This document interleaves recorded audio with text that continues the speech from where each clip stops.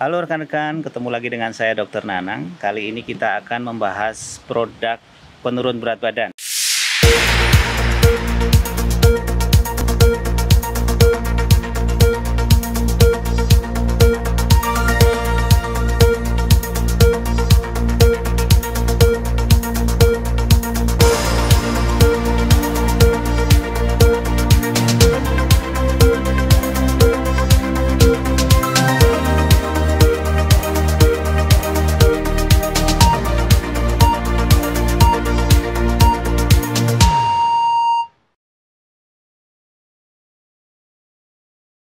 Produk ini iklannya sangat banyak, rekan-rekan banyak temukan di media sosial, di Twitter, di Instagram, di kolom-kolom komentar yang harusnya buat komen tapi buat iklan gitu ya.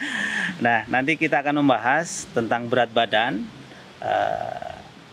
bagaimana cara menurunkannya sebenarnya, sehingga produk ini kita bisa review apakah efektif atau tidak. Sebelum kita bicara tentang produk-produk terkait penurunan berat badan, kita berbicara dulu tentang berat badan itu sendiri.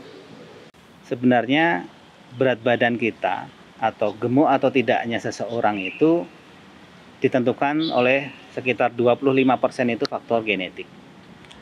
Nah, faktor lainnya itu adalah faktor lingkungan, dan yang paling besar adalah faktor pilihan pribadi. Jadi kita mau gemuk, mau kurus, mau berotot, mau langsing, itu kita bisa tentukan sendiri karena tubuh itu bisa kita modifikasi, tentu dengan keterbatasan dari unsur genetik tadi. Yang kedua, kalau kita bicara berat badan, kita sebenarnya harus paham bahwa tubuh kita ini terdiri dari berbagai unsur.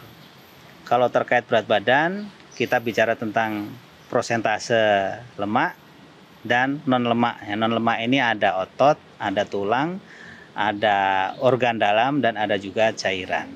Nah, unsur inilah yang nanti akan kita bahas. Produk-produk yang diklaim bisa menurunkan berat badan ini main di mananya. Apakah dia menurunkan atau membakar lemaknya, atau menurunkan kadar airnya, atau yang lainnya. Oke. Pertama, produk yang sangat banyak dipakai oleh orang-orang Indonesia khususnya yaitu baju sauna, baju ya. Jadi jaket dan celana sauna. Kalau di luar negeri baju sauna ini atau baju exercise ini biasanya dipakai oleh orang-orang yang ingin berolahraga di cuaca dingin, ya. Sehingga agar suhu tubuhnya stabil, tidak terlalu terpengaruh oleh udara dingin di luar, dia pakailah baju yang bisa mengisolasi suhu tubuhnya, ya. Baju ini berbahan dasar biasanya seperti parasut, sehingga keringat tidak mudah menguap, ya, sehingga suhu tubuhnya akan stabil. Di Indonesia baju ini tidak cocok dipakai karena apa? Indonesia panas cuacanya, kelembabannya tinggi. Sehingga ketika kita berolahraga, tubuh kita menghasilkan panas, tubuh harus mengeluarkan panas ini, ya. Sehingga yang baju yang harus kita pakai adalah baju yang mudah menyerap panas, mudah mengeluarkan panas, mudah membuat keringat menguap, yaitu baju yang tipis dan berbahan dasar katun biasanya. Nah, ketika kita pakai baju parasut ini untuk olahraga, khususnya di siang hari, yang terjadi adalah bukannya lemak yang terbakar, tapi cairan tubuh yang dipaksa keluar berlebihan. Karena apa? Karena tubuh merasa panas, panas tubuh tidak bisa dikeluarkan lewat keringat, akhirnya keringat diproduksi terus-menerus, sehingga tubuh akan bisa kekurangan cairan, sehingga efeknya adalah dehidrasi. Begitu dehidrasi terjadi, resiko terbesar yang mungkin dapat terjadi adalah serangan jantung, karena ada yang istilah namanya hipokalemia. Ketika kalium ion kita keluar terlalu banyak, padahal ini sangat berpengaruh untuk kontraksi otot jantung, akhirnya jantungnya berhenti berdenyut, ya, tidak bisa lagi memompa. Nah, itulah yang berbahaya, sehingga kita tidak merekomendasikan penggunaan baju-baju parasut, berbahan parasut, baju-baju sauna untuk olahraga, khususnya di siang hari, khususnya di cuaca yang panas. Kalau rekan-rekan mau pakai mungkin di olahraga, untuk olahraga ketika di gunung, di malam hari ketika cuacanya dingin, mungkin masih bisa ditolerir untuk menjaga suhu tubuh. Tapi ketika dipakai di siang hari, cuaca panas, kelembapan tinggi, itu sangat berbahaya. Kita tidak rekomendasikan. Oke.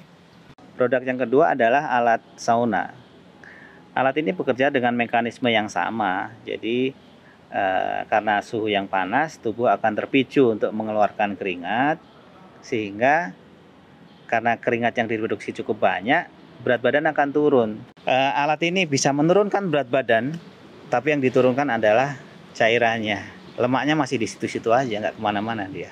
Oke, jelas ya. Jadi baju sauna kita tidak rekomendasikan, alat sauna kita tidak rekomendasikan, ya, kecuali untuk relaksasi, boleh, ya.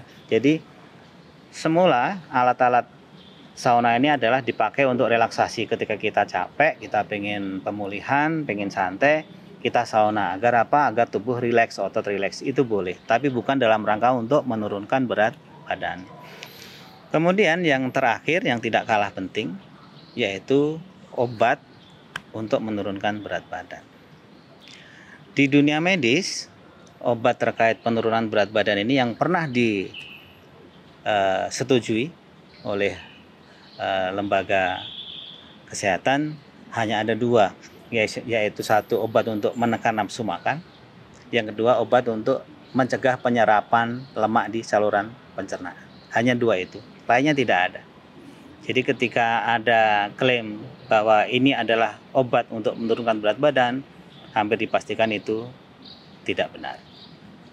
Kemudian kalau bukan obat tapi berupa produk atau suplemen untuk menurunkan berat badan, bagaimana? Secara garis besar, produk-produk tersebut bekerja dengan yang pertama memicu produksi air kencing, ya, yang kita kenal dengan istilah memicu efek diuresis atau efek diuretik. Tujuan utama dari produk ini adalah agar cairan tubuh banyak keluar sehingga berat badannya turun. Ya, jadi produk ini memicu pengeluaran cairan, bukan memicu pembakaran lemak. Itu satu. Yang kedua, ada produk yang bekerja dengan cara menghambat proses penyerapan lemak di saluran pencernaan. Ini biasanya produk yang mengandung kadar serat yang tinggi atau zat-zat yang mampu menghambat proses pencernaan dari lemak itu sendiri. Produk seperti ini tidak masalah dipakai, dengan catatan bahwa rekan-rekan harus berhati-hati karena berpotensi untuk menghambat penyerapan nutrisi-nutrisi yang penting juga bagi tubuh. Ya, jadi takutnya kalau pemakaian produk seperti ini secara berlebihan, yang terjadi adalah malnutrisi. Nah, yang ketiga, ada produk juga yang bekerja dengan cara memicu atau mensupport proses katabolisme atau pembongkaran dari sel lemak. Nah, produk-produk seperti ini secara garis besar sebenarnya tidak masalah, tapi efektivitasnya tidak bisa dijamin. Ya, seperti misalkan kafein. Kafein ini memang secara teoritis dia bisa membantu proses metabolisme dari lemak. Ya, tapi seberapa banyak kafein yang harus dikonsumsi untuk membantu misalkan membakar 100 gram lemak misalkan, itu tidak jelas ya. Jadi produk-produk seperti ini boleh dipakai, tapi efektivitasnya kita tidak bisa pastikan. Nah, kesimpulannya bagaimana nih? Apakah suplemen yang mengklaim bisa menurunkan berat badan ini sebenarnya efektif atau tidak? Nah, rekan-rekan, untuk menjawab hal ini sebenarnya sangat sederhana. Bahwa untuk urusan berat badan ini sebenarnya adalah murni masalah keseimbangan kalori. Ya. Apabila kalori yang masuk dari makanan melebihi dari yang kita bakar, yang kita keluarkan dari aktivitas sehari-hari, maka kelebihan tadi akan ditimbun atau ditumpuk dalam bentuk lemak sehingga kita akan bertambah berat badannya. Sebaliknya, kalau kalori yang kita pakai untuk kebutuhan kehidupan kita sehari-hari melebihi dari jumlah yang kita konsumsi tiap hari, maka akan terjadi yang namanya defisit kalori. Otomatis kita akan semakin kurus. Sehingga kunci untuk penurunan berat badan sebenarnya cuma dua. Satu adalah membatasi jumlah kalori yang masuk. Yang kedua adalah menambah pembakaran kalori dengan olahraga. Jadi hanya itu sebenarnya. Jadi rekan-rekan dari penjelasan singkat ini semoga dapat lebih bijaksana dalam menentukan produk-produk penurunan berat badan seperti apa yang akan dipakai. Sebaiknya rekan-rekan konsultasi dengan dokter ahli agar tidak terjadi malnutrisi atau tidak terjadi kasus-kasus kesehatan yang lain.